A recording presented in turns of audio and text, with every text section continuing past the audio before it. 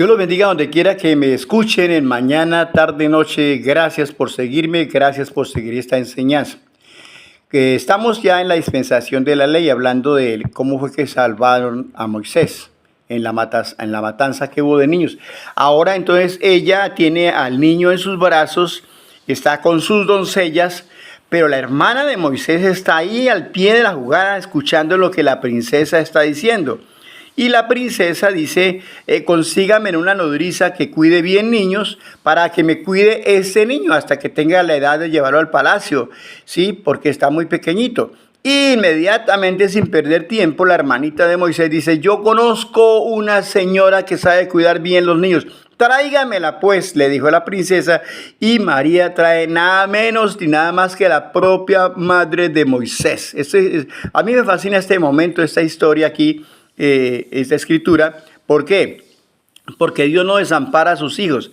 Ahora la verdadera madre de Moisés ya está su hijo salvado. Probablemente va a ir a una madre adoptiva, pero tiene la oportunidad de tenerlo nuevamente con ella y que crezca al lado de ella sin que tenga peligro de que se lo vayan a matar. Y aparte de eso, va a recibir plática porque la princesa le va a pagar bien la crianza del niño. Así entonces fue como Moisés se salvó y creció, luego fue llevado al palacio y en el palacio aprendió todas las artes de los egipcios. Moisés fue un gladiador, fue un guerrero, un luchador, un hombre tremendo y estaba preparado para heredar el trono. Moisés no sabía tal vez cómo era que él iba a hacer para liberar al pueblo de Israel, pero tal vez su madre le había inculcado que Dios los visitaría. Porque seguramente Moisés alguna vez le preguntó, mamá, ¿y qué es lo que tenemos ahí en esos cajones, en ese cajón grande que hay, que ustedes tienen ahí como tan reservado? Entonces tal vez ella le contó, son los huesos de José. Los huesos de José están en ese cajón. No sé si le llamarían ataúd o féretro, no sé, bueno, en ese cajón. ¿Por qué?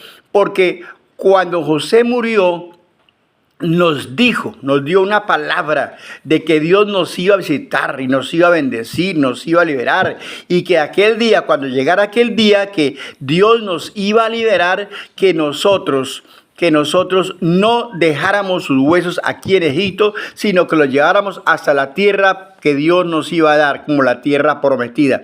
Entonces todas esas historias se les inculcaba a la mamá y Moisés tenía la idea de que un día su nación iba a ser libre, algún día serían libres de esa esclavitud.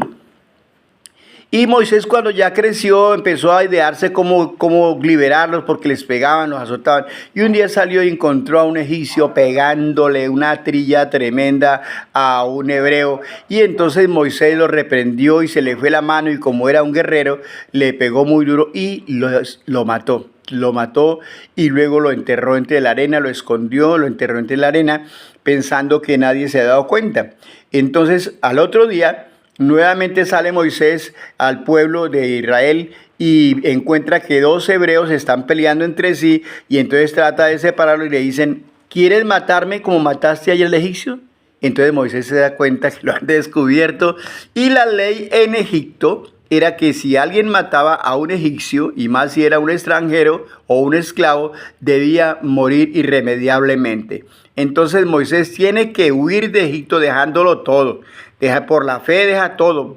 Moisés prefirió los vituperios, el desprecio, el huir, el todo, en vez de las riquezas y la gloria de Egipto a causa del pecado, porque él sería el nuevo faraón. Entonces Moisés huye de Egipto y llega hasta la tierra de Madián, y se encuentra con un poco de muchachas que están cuidando las ovejas, las defiende allí de unos pastores malos que le hacían la guerra, y llega a la casa de Jetro y allí se casa con una de las hijas de Jetro, llamada Séfora. Y así Moisés está 40 años allá en ese desierto cuidando las ovejas de Jetro, de tal manera que algunos dicen que tal vez Moisés se volvió tartamudo porque no hablaba casi con nadie, sino las ovejas, ahí las ovejas nada más, saque las ovejas en la mañana, tráigalas en la noche. 40 años en el desierto.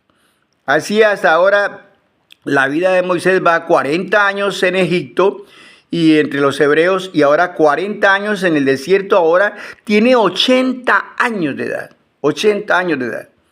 cuando de pronto un día subió las ovejas un poco más arriba donde las llevaba y apareció una zarza ardiendo y no se apagaba y no se apagaba y Moisés se acerca para ver esta visión. Yo no estoy leyendo, pero todo eso está en el libro de Éxodo capítulo 1, 2 y 3. Ahí estamos. Y para ver esa visión, y cuando se acerca, escucha una voz que dice: Moisés, Moisés, quita el calzado de tus pies, porque el lugar que estás pisando santo es. Y Moisés se quitó las sandalias y escuchó a Dios. Por primera vez lo escucha directamente. Moisés había oído de Dios porque su mamá le contaba de Dios, o su papá, o sus tíos, etc. Pero no había tenido una experiencia personal con Dios. Ahora tiene un encuentro personal con Dios. Es importante que cada ser humano que creemos en Dios, creamos porque hemos tenido un encuentro personal con Él por medio de la revelación. Y así saber que Él existe, que es real. No porque el pastor me dice, ni mi mamá, ni la Biblia, no, sino que yo sienta en mí que Dios es real. Es necesaria esta experiencia como la que vivió Moisés. Continuaremos con la dispensación de la ley.